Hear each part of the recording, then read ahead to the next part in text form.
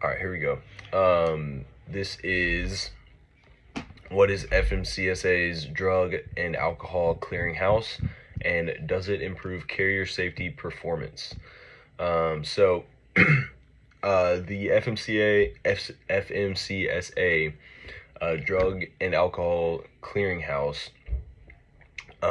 It's basically just an online database that tracks commercial drivers, CDL, CLP holders who have violated federal drug and alcohol regulations. This was launched January 6, 2020. Its purpose is to prevent drivers with unresolved drug and alcohol violations from driving CMVs, commercial motor vehicles. So some key features of the clearinghouse would be with the violation records. So that would be if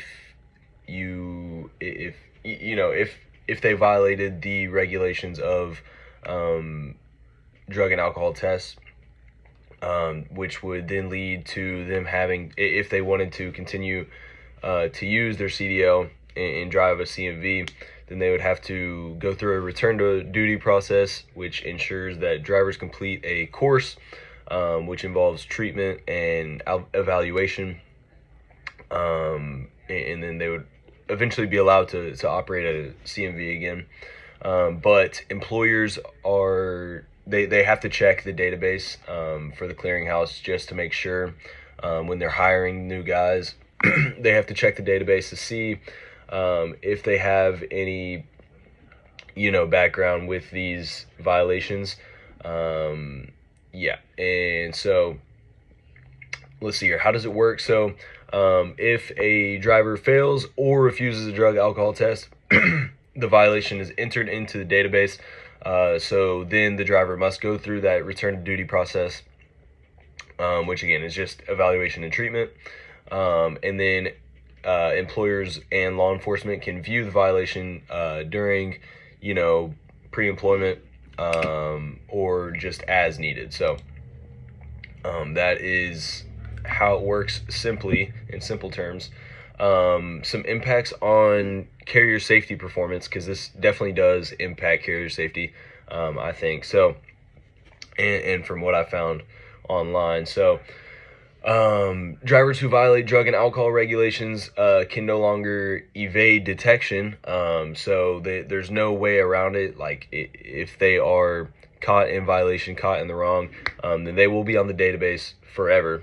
So there's no way of getting out of that just by switching employers, because everyone will know about you and about what happened. This gives real-time access to driver records, so it enhances transparency and safety. And then ultimately it removes impaired drivers from the road, which would hopefully lower the risk of crashes, especially ones related to drug and alcohol use, which is very important, and there are lots of crashes that involve that. So I would think that it greatly enhances safety. So yeah, safer roadways, helps carriers avoid potential fines and lawsuits. This one's huge, just because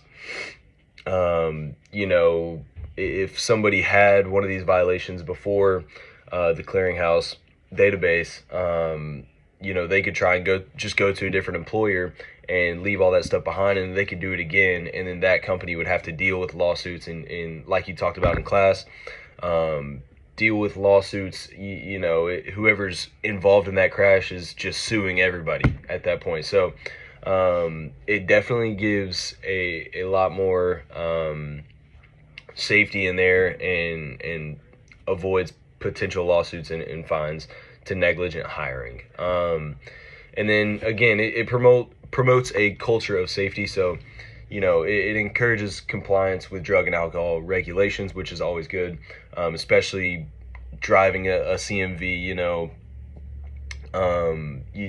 I would think that crashes in especially impaired driving crashes in a CMV would be able to cause a lot more damage than a lot of other vehicles, especially with not only the size but what they could be carrying.